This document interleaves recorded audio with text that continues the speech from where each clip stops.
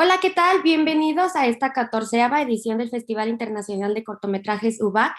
El día de hoy nos encontramos con el director Arturo Dueñas del documental Dakhla Cinema and Oblivion. Arturo, cuéntanos un poco sobre tu documental.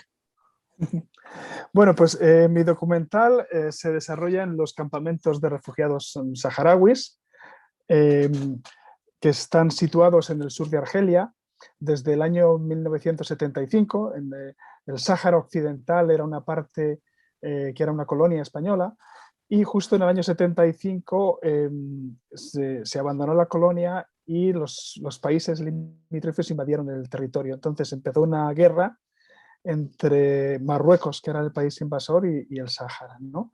Y mientras se desarrollaba la guerra, buena parte de la población de esos territorios, que ahora en el mapa se conocen como Western Sahara, ¿no? Sáhara Occidental, tuvieron que desplazarse a un territorio que los dejó Argelia, cruzando la frontera, y allí establecieron unos campamentos de refugiados que llevan allí 45 años con un problema que todavía no se ha resuelto, ¿no? Entonces yo quería reflejar un poco la vida en estos campamentos y cómo el cine sirve para dar a conocer su vida y para de alguna manera cambiarles un poco la monotonía diaria, ¿no? Ellos viven de la ayuda internacional y cuando llega el cine pues vienen muchos extranjeros, vienen cineastas, unos días festivos que ellos aprovechan para dar a conocer el mundo su situación. Y cuando el festival acaba, pues todo sigue igual, ¿no? Y entonces el olvido permanece, ¿no? Y es una situación que lleva 45 años y pendiente de un referéndum, desde un alto el fuego que se hizo en el año 81 y no ha llegado nunca a ese referéndum, ¿no? Y así está la situación. ¿Cómo fue que le nació esta idea? ¿De dónde surgió? Bueno, la idea surgió de un primer documental que hice sobre el viaje de un grupo de jóvenes que no fueron a los campamentos, sino que fueron a los territorios ocupados, ¿no? Cruzando Marruecos. Y ese primer documental se proyectó en un festival, en una edición de este festival de cine del que hablo, que es el FISAHARA.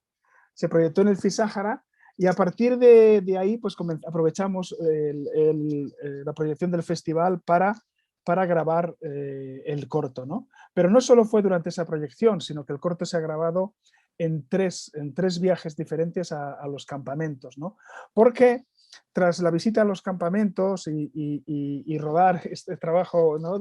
sobre su situación, pues de alguna manera te comprometes un poquito más, ¿no? Y desde hace varios años soy padre de acogida de uno de los niños del campamento, un niño que aparece en el documental, que viene a pasar desde hace 6 años los veranos con nosotros en España, en un programa que se llama Vacaciones en Paz, con el cual, a través del cual muchos niños saharauis vienen sobre todo a España, pero también a Italia, a otros países de Europa, a pasar el verano, a pasar reconocimientos médicos, a aprender otra lengua y otra cultura, ¿no?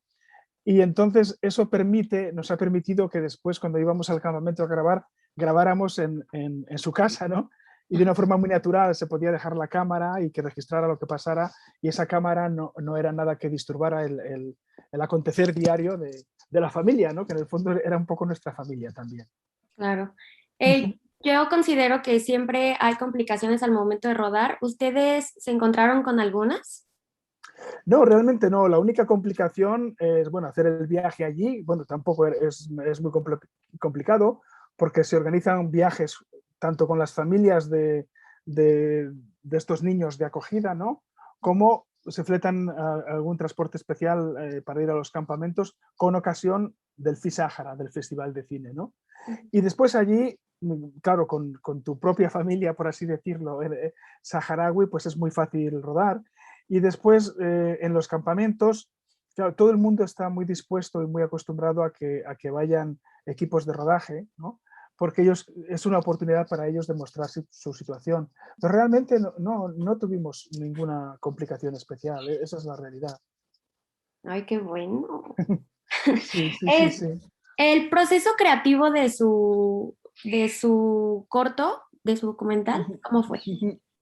Bueno, pues realmente cuando empezamos a grabar tampoco teníamos muy claro cómo iba a terminar el cortometraje o cuál iba a ser el argumento final, ¿no? Íbamos con muchas ideas, ¿no? Y fue un poquito después, o sobre todo en el tercer viaje, cuando ya teníamos mucho material grabado, cuando ya empezamos a darle un poquito de forma, ¿no? Entonces, el primer montaje era un montaje muy largo, porque incluso de aquí podía salir una película de varias horas de duración, de hora y media, pero incluso a mí me gustaría hacer en una película, pero una película un poco especial, que no se pusiera en cine, sino que pudiera estar, se pudiera proyectar de forma permanente durante varias horas, de tal manera que las personas pasaran, vieran un poco de la película, siguieran, ¿no? ¿Para qué? Para indicar cuál es el ritmo de vida del desierto, que es totalmente diferente a nuestro ritmo de vida, ¿no? En el desierto la vida es muchísimo más pausada, el tiempo tiene otro valor, ¿no? Entonces, el hecho de hacer una película con muchas horas que no obliga al espectador a estar sentado viendo la película, sino que puede estar sentado un rato, luego salir, hacer sus cosas y a las 2 horas volver y ver otra vez, continuar viendo la película, de tal forma que la pantalla fuera como una ventana a la vida en el desierto, ¿no? Bueno, eso está pendiente de hacer porque hay tantas posibilidades. Entonces hicimos un primer montaje muy largo, aunque fuera corto, de 40 minutos. Luego lo redujimos a 30, a 18 y al final quedó en 15. ¿Por qué? Porque es una forma más fácil de difundir el cortometraje, ¿no? Se puede programar mucho mejor en los festivales un cortometraje de 15 minutos que uno de 30 o de 40, claro, ¿no? Pero sí he hecho en falta, o sea, en el corto sí que no es que eche en falta, es que hubo que cortar muchísimas secuencias, claro, porque teníamos tantísimo grabado, ¿no? Que casi es como una selección de secuencias. Pero sí que he querido conservar en el corto el espíritu del ritmo del desierto. Por eso son planos largos también, muchas veces planos muy generales, donde captar ese ritmo de vida y dejar la cámara quieta, no hacer entrevistas, es decir, no intervenir para nada en la realidad, que la cámara simplemente registre la vida pasando por delante de la cámara, ¿no? En una especie de corto observacional, podríamos decir. Sí, porque pues hay muchas personas que no conocemos como esta parte del desierto. Sí, sí, sí, yo creo que es muy interesante. Eh, por un lado, ver esta vida en el desierto, ¿no? Que son condiciones muy, muy duras las que tienen que sufrir allí, porque claro, ellos realmente si no es por la ayuda internacional sería imposible sobrevivir, ¿no? Pero claro, un niño que está allí en el desierto, cuando son niños sí que tienen, como se ve en el documental, un sistema educativo, unas necesidades cubiertas por la ayuda internacional, pero no hay ninguna perspectiva de futuro. No hay ninguna perspectiva de futuro, ¿no? Entonces, no solo es mostrar la vida del desierto como se muestra, sino hay una parte cuando se habla del cine que los niños hacen un desfile, ¿no? Y esa es una parte un poquito política, ¿no? Porque ahí es cuando los niños hablan de las necesidades, de que quieren ser un pueblo independiente, manejar su propio destino, continuar con sus tradiciones, ¿no? Y quieren que el sistema y que el problema se solucione y a través de una estrategia de paz, también queda muy claro, ¿no? Entonces el documental tiene un poco las dos partes, mostrar la vida del desierto y también una parte reivindicativa, ¿no? ¿Cuánto tiempo les tomó el rodaje? ¿Cuánto tiempo Pues, hicieron? pues fueron 3 años, ¿eh? 3 años de rodaje, pero en 3 viajes. No, no es que fueran 3 años, quiero decir que fueron 3 años diferentes. Cada viaje era de unos 10 días, más o menos, y durante esos 10 días estábamos continuamente rodando, ¿no? Entonces el primer viaje fue en octubre del 17, si no me equivoco, luego en mayo del 18 y en mayo del 19, ¿no? O sea que fueron como 10, 10 y 10, como 30 días en 3 viajes, en 3 años consecutivos diferentes, ¿no? No, pues con razón tanto material. Claro, claro, claro, claro. Y luego el proceso de montaje es muy largo, ¿no? Porque Claro. primero es revisar el material, es lo más pesado en un rodaje de documental, ¿no?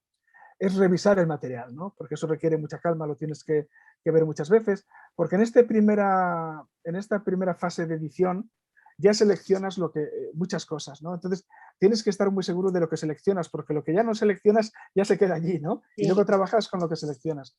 De esa segunda selección haces una tercera, ¿no? Y cuando ya tienes más o menos un material manejable, porque al principio es imposible manejar si no haces esa selección, es cuando ya empiezas el montaje, ¿no? Esa fase ya es más llevadera, más atractiva, ¿no? más reconfortante porque ya vas viendo los resultados, ¿no?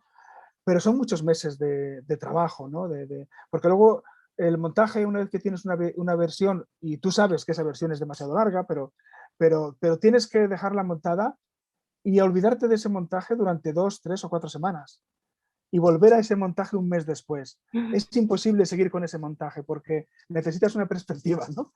Entonces, Claro. cuando al mes siguiente vuelves al montaje, enseguida ya te das cuenta de las cosas que quitas, que un mes antes no eras capaz, ¿no? Porque estabas tan encima de ello que no eres capaz. Entonces ya solo trabajas con, con esa hora, por ejemplo, ¿no? Y un mes más tarde lo dejas en 40 minutos y así, ¿no?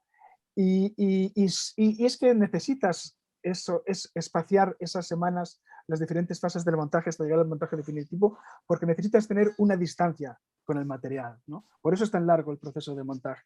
Sí, claro, y luego no apreciamos esa parte, ¿no? En el cine. Que Sí, creemos que es muy sencillo hacerlo, pero en realidad no, cuesta. no, cuesta. Y además el montaje para mí es la fase decisiva, ¿no? Porque el rodaje es muy duro porque necesitas ir a los sitios, un equipo, establecerlo, bueno, hacer un horario, bueno, es muy duro, muy costoso, ¿no? Entonces el montaje es la forma, es la fase en la que das forma definitiva a tu película, ¿no? Porque una película de ficción tiene un guión y Claro, entonces el montaje puede estar mejor o peor, pero si tú ese guión se lo das a un montador o a una montadora y, y ese montador o montadora ve las imágenes, el resultado que haga un montador o una montadora va a ser muy similar, ¿no? Sí, va a tener un poquito unas diferencias de estilo, pero más o menos tiene el guión, ¿no? Pero en un documental ese guión no existe. sí, Entonces tú si le das 15 horas de rodaje a un montador y a una montadora o a otra persona, cada una de esas personas te va a hacer una película diferente, sí, claro. totalmente diferente, ¿no? Por eso a mí me gusta controlar y ser yo el montador, porque quiero hacer mi propia película, ¿no? Y en un documental el montaje es un proceso fundamental, porque la película en un documental no se escribe en la fase de guión, la película de un documental se escribe en la fase de montaje, ¿no? Sí, claro. Eh, ¿Qué espera que se lleve la gente al ver su documental? Pues por un lado, dos cosas, ¿no? Por un lado, que la gente conozca la situación, se sensibilice con esa situación y cuando salgan noticias sobre ello, bueno, pues sepa de qué se está hablando, ¿no? Y que con esta labor de sensibilización, al menos en un futuro, ojalá que no sea un futuro muy lejano, esta situación de los campamentos pueda cambiar, ¿no? Eso por un lado.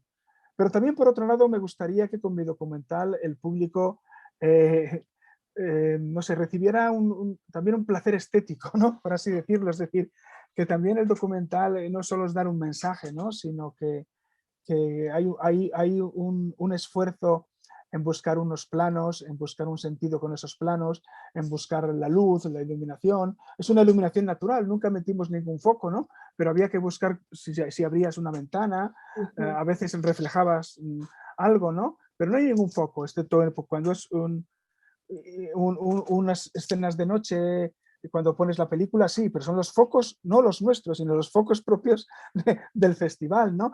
Pero incluso por la noche, porque ahora mismo sí está llegando la luz a los campamentos, pero las escenas que hay de noche, se ve en algún plano, en alguna secuencia en el documental, es la luz de la luna la que ilumina esas escenas, ¿no? Es decir, no pusimos nunca un foco eléctrico, ¿no? Entonces todo ese trabajo yo creo que sí que le da al documental también una impresión estética, el trabajo de montaje de sonido, también, es decir, el sonido del viento, el sonido de las banderas cuando se recogen, ¿no? El sonido metálico de los postes que caen contra el suelo. Hay una labor de tanto de imagen como de sonido que busca también una finalidad estética, ¿no? Entonces yo quisiera que todo el público, a la vez que recibe este mensaje de reivindicativo, a la vez supusiera también un goce estético, ¿no? La visión del documental. Y claro, yo creo que se puede notar, o trataron de demostrar lo más natural posible, ¿no? Para mostrar muy bien la vida de las personas que habitan ahí. Eso es, eso es. Nosotros teníamos un principio que era el principio de no intervención, ¿no? Ujú. Entonces, no intervención técnica, con el hecho de colocar focos que no existían en la casa. Es decir, si tú estás en una casa y estás reflejando la vida familiar de una abuela con su nieta que está cantándole una nana, si tú metes un foco para que quede más bonito, de alguna manera estás interviniendo en su vida, Sí. ¿no? estás interrumpiendo su vida. Entonces no queríamos hacer eso.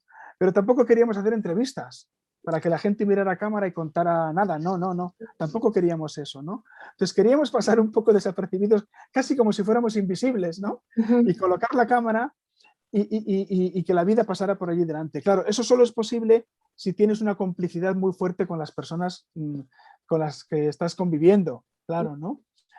Y desde el principio sí tuvimos muy claro hacer el documental de esa manera, ¿no? Que el propio espectador se sintiera como si fuera un espectador, como si fuera una persona invisible, pero que estaba allí en el campamento, ¿no?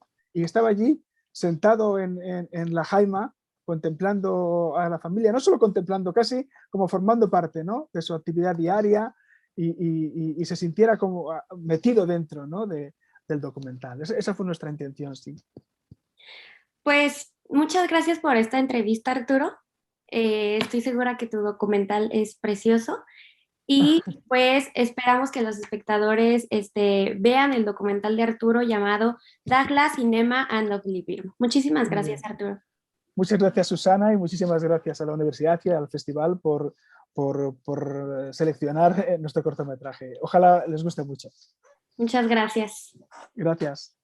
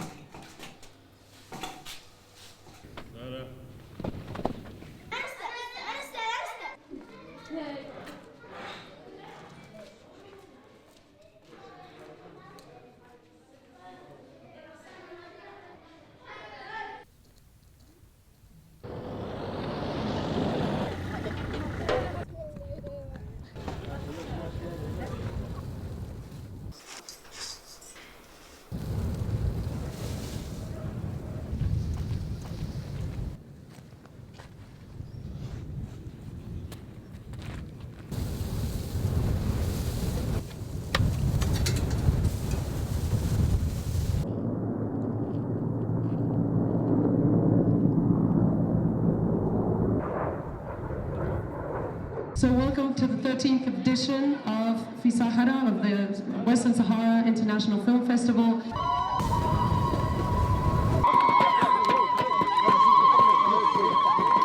Un pueblo digno de crear un Estado independiente soberano que solamente pide la libertad y el derecho de existir.